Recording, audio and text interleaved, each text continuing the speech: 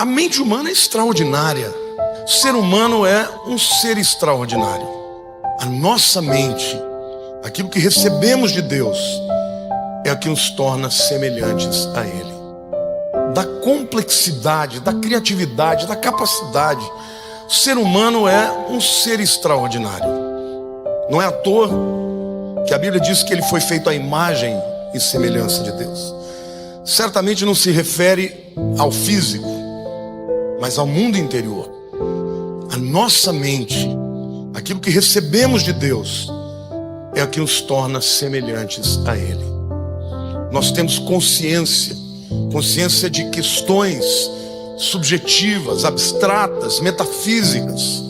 O ser humano é o único ser que é capaz de pensar sobre a vida e sobre a morte.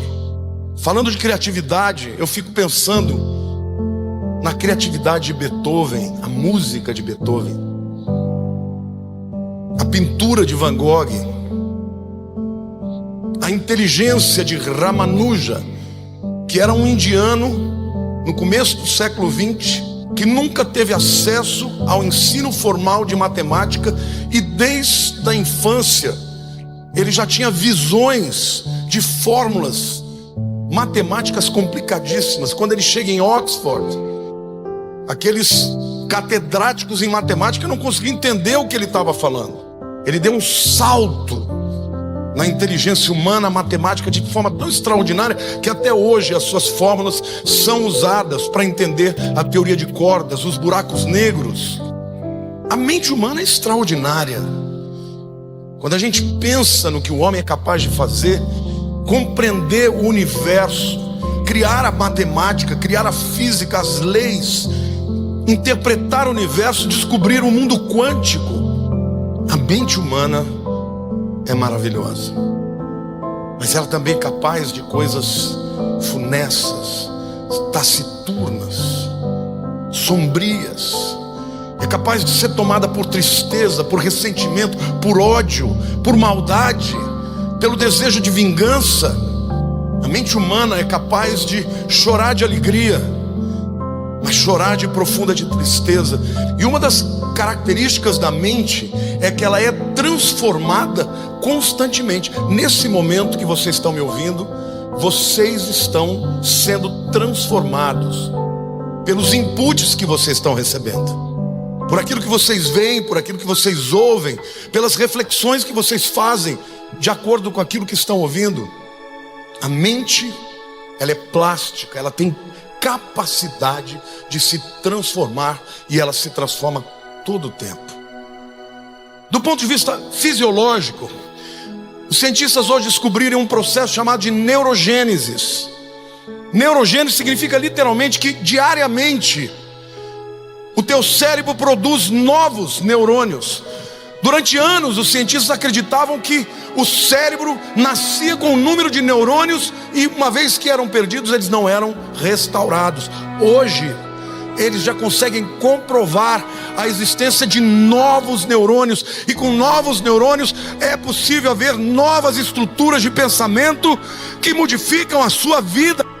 Aquilo que você faz, por exemplo, você vai aprender a tocar um instrumento. No começo não é natural, mas você vai tentando, e o teu cérebro vai criando estruturas de pensamento que determinam aquela atividade mental. Depois de um tempo, aquilo é natural. Agora experimenta ficar 20 anos sem tocar o instrumento. Você fica enferrujado de novo. Por quê? Porque aquela estrutura física, ela vai se desfazendo quando ela não é utilizada. Então, se você começar a ter outros hábitos, a pensar diferente, a falar diferente, a se treinar para ser diferente, aquilo que é difícil se torna natural, e aquilo que era o natural perde a força.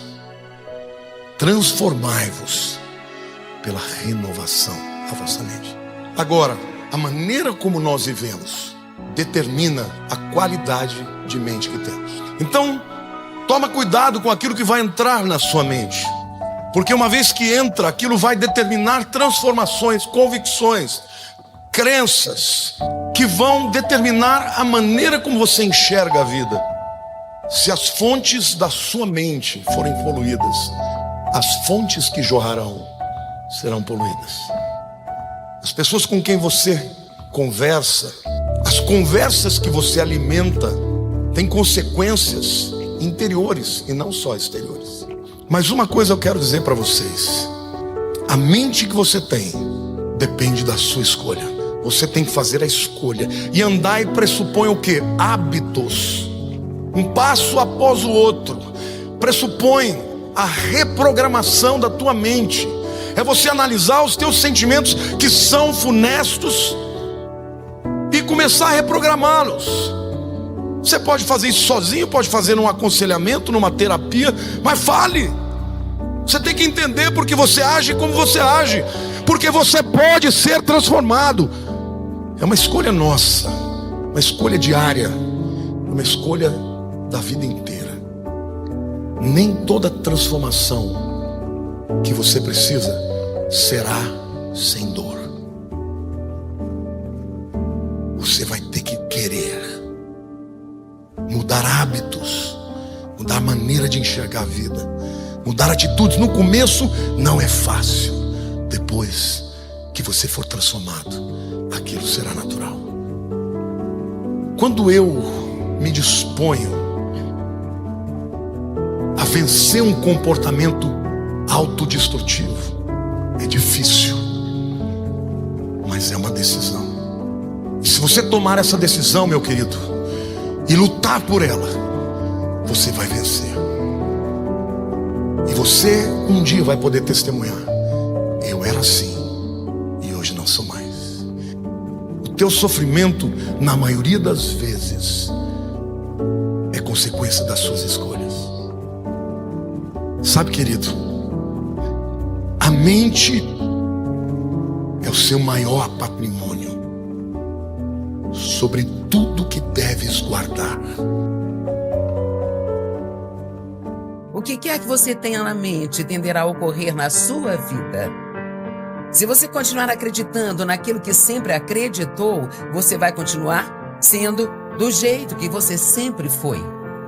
Se você continuar a fazer o que você sempre fez, vai continuar a receber o que sempre recebeu. Se você quer resultados diferentes na sua vida ou no trabalho, tudo o que precisa fazer é mudar a sua mente. Em outras palavras, muitas pessoas querem mudança. Você ora por mudança, não sei como pensamos que a mudança virá, mas não vai ser magicamente. Deus não vai fazer vapt-vupt e tudo vai mudar. Tem sempre algo que Deus precisa nos mostrar, que nós precisamos fazer, e Ele nos dará a graça para fazer. Deus não faz tudo por nós, Ele faz as coisas através de nós. Não podemos fazer nada sem Ele, sabe? Mas Ele não faz a nossa parte. Sempre digo que somos parceiros de Deus. Ele tem a parte dele e nós temos a nossa parte. Não posso fazer a parte dele e Ele não vai fazer a minha parte. Pensar as coisas de propósito. Não tem que pensar em tudo que vem à sua cabeça. Você pode pensar as coisas de propósito e você deve pensar de acordo com o que você quer ter na sua vida, sabe? Não? De acordo com o que você tem. Talvez você não goste de suas circunstâncias agora, então só pensa nelas o tempo todo e fala delas o tempo todo. Pensa nelas, fala delas, pensa nelas, fala delas. Quer saber, elas vão ficar exatamente do jeito que estão. Mas se você quer que suas circunstâncias mudem, você ora e pede a Deus para trabalhar em você nesta área. E então você renova sua mente nesta área. E você muda a maneira como você fala. E então, o primeiro pensamento de poder sobre o qual vamos falar é um que acho muito importante, chamado: eu posso fazer o que eu preciso fazer na vida através de Cristo. Tem tantas pessoas que dizem: eu não consigo, eu não posso. E uma das desculpas é que é muito difícil. Não posso porque é muito difícil. Bem, Deus diz em Filipenses 4:13: eu tenho força para todas as coisas em Cristo que me capacita. Estou pronto para qualquer coisa e igual a qualquer coisa através daquele que infunde força interior em mim. Sou autossuficiente na suficiência de Cristo, Filipenses 4:13. Então pense nisso. Eu digo que milagres vêm do conseguir e não do eu não consigo. Vamos tirar o eu não consigo do nosso vocabulário e dizer: eu posso todas as coisas através de Cristo que me fortalece. Sabe, quando você tem um desafio que não está esperando, não diga: eu não consigo suportar isso, não consigo fazer isso, eu não consigo aturar, eu não consigo mais lidar com isso. Porque a Bíblia diz que Deus nunca permitirá que venha sobre você mais do que possa suportar, mas com cada tentação Ele também fornece a saída. Então, o que quer que surja em seu caminho, você pode lidar. Caso contrário, isso não viria na sua direção. Deus não vai permitir que venha sobre você mais do que possa suportar. E a primeira coisa que precisa fazer quando tem uma situação desafiadora na vida, a primeira coisa que precisa fazer é orar. Deus, não posso fazer isso sozinho, mas sei que através de você eu posso fazer, porque sua palavra diz: eu posso fazer todas as coisas através de Cristo, que é a minha força. Não se permita ter pensamentos como: eu já não aguento isso mais. Se isso acontecer comigo mais uma vez, eu vou parar e vou desistir. Não profetize seu futuro assim. As palavras que você disser agora será a vida que viverá amanhã. É muito importante dizer o que você quer, não dizer o que tem. Em Marcos 11, a Bíblia diz: se você falar com o monte e disser para se mover, ele se moverá. Isto é um exemplo. Claro, não estamos falando de um monte físico, mas de um monte de problemas na sua vida. Na verdade, ele está dizendo: fale com seus problemas. Bem, o que fazemos é falar dos problemas em vez de falar com os nossos problemas. E temos de falar o que a palavra de Deus diz. Passei os últimos dias falando sobre pensamentos. O que quer que esteja em seus pensamentos sai da sua boca. A Bíblia diz: a boca fala do que o coração está cheio. Se as coisas não mudarem, logo vou desistir. Não fale desse jeito. Livre-se das suas desculpas. Quando surgem coisas que são desafiadoras para nós, ou novas que nunca fizemos ou que não queremos fazer, acabamos dando desculpas. Bem, aqui estão algumas desculpas que damos. Isso vai ser muito difícil. Esta é a primeira vez, é muito difícil. Sabe no que eu acredito? Acredito que somos ungidos para coisas difíceis. Eu creio que, como filhos de Deus, podemos fazer coisas através dele que ninguém mais poderia fazer. Outra desculpa é: eu não tenho tempo. Eu não tinha planejado isso hoje. Quer saber? Várias coisas surgiram na vida de Jesus que ele não planejou. Precisamos ter a capacidade de nos adaptar e ajustar e estar prontos para qualquer coisa. Para qualquer coisa, não importa o que seja. Eu não planejei isso hoje. Eu não vejo como isso vai funcionar. Essas são outras desculpas. Não tenho vontade. Cara, esse é um grande problema. Eu tenho muitos problemas pessoais para me envolver nisso agora, sabe? Não sei como posso fazer isso. Eu nunca fiz isso, nem conheço ninguém que já tenha feito isso, sabe? Bem, quem disse que você não pode ser o primeiro a fazer alguma coisa? Sabe, quando Deus me chamou para ensinar a palavra há 45 anos, havia poucas mulheres ensinando a palavra de Deus.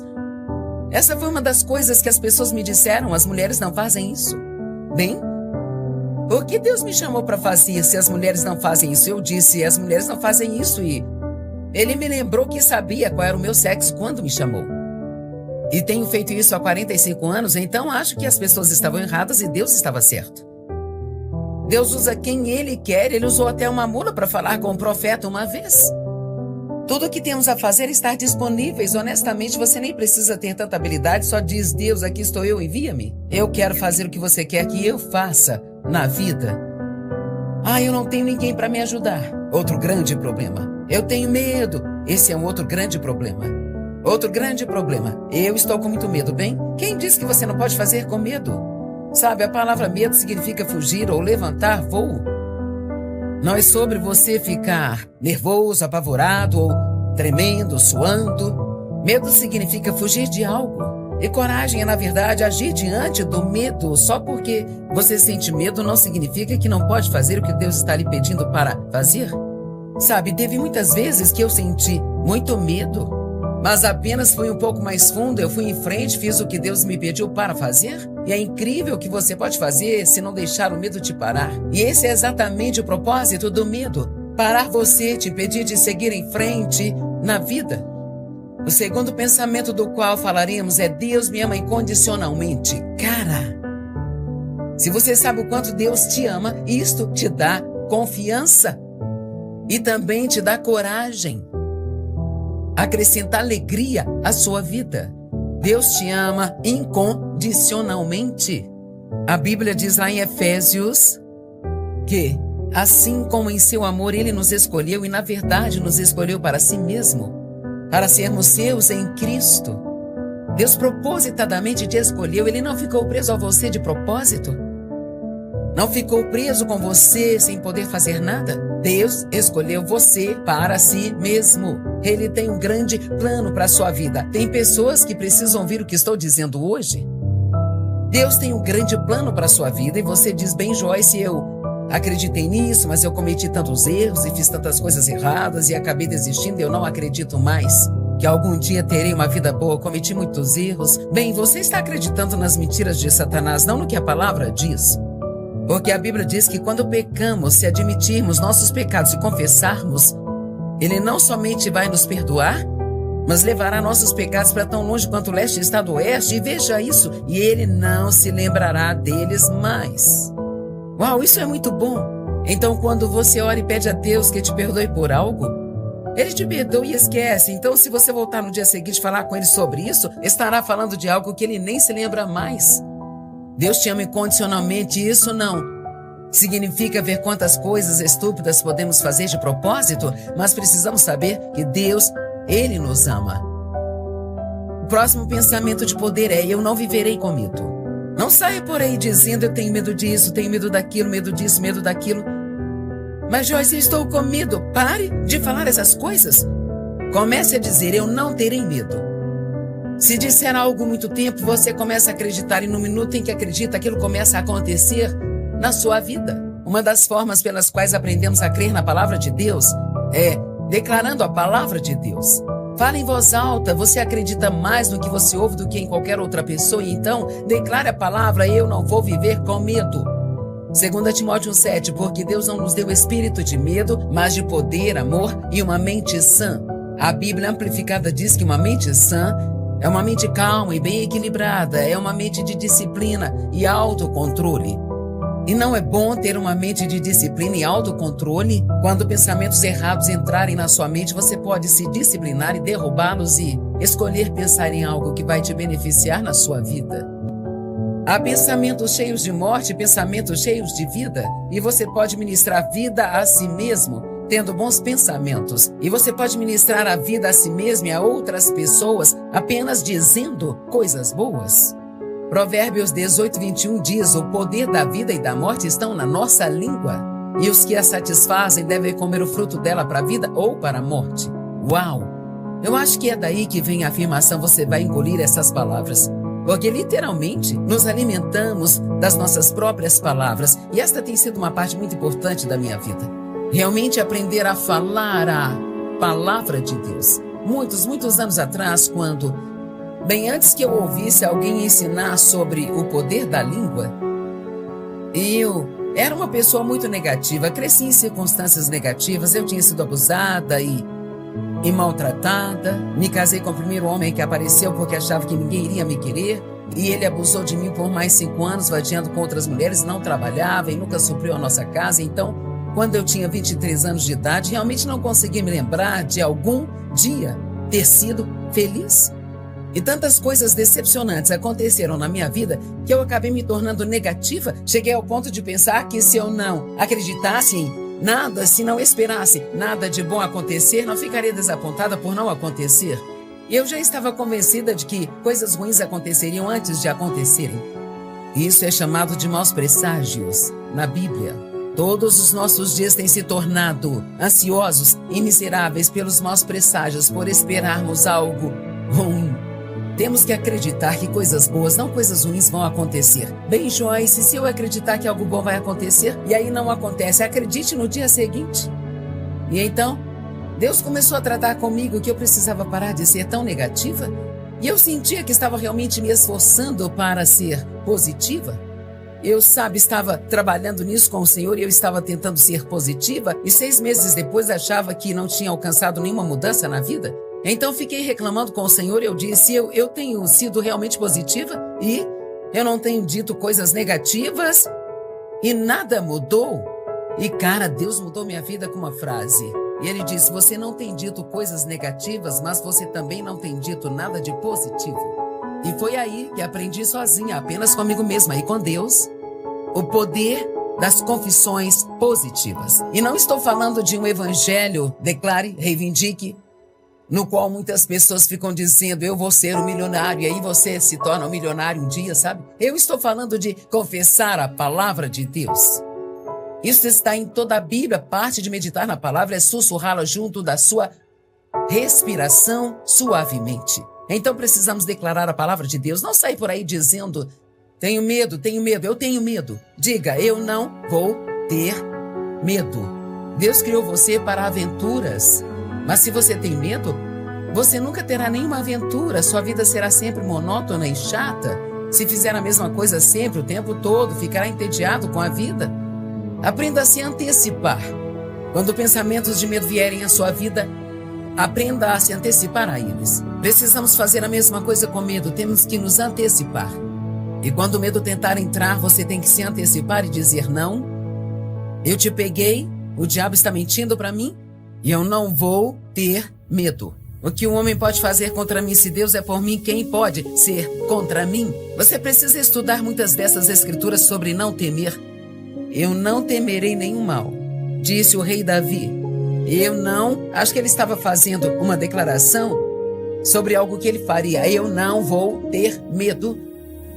Se Deus é por mim, quem poderá ser contra mim? Eu posso fazer todas as coisas em Cristo, que é a minha força. Deus me ama incondicionalmente e eu não vou ter medo. Com certeza você já pode começar a ver a diferença que isso fará em sua vida. Isso não é algo que você faz só uma vez, mas você gasta um pouco de tempo todos os dias confessando a palavra e dizendo as coisas que Deus fala e que você ainda não tem na sua vida, mas que você quer ter, e está profetizando no seu próprio futuro. Você vai ter amanhã o que você fala hoje. Agora, não estou dizendo que se você disser algo amanhã receberá, mas estou dizendo que se começar a falar coisas positivas em algum lugar do seu futuro, essas coisas positivas começarão a acontecer.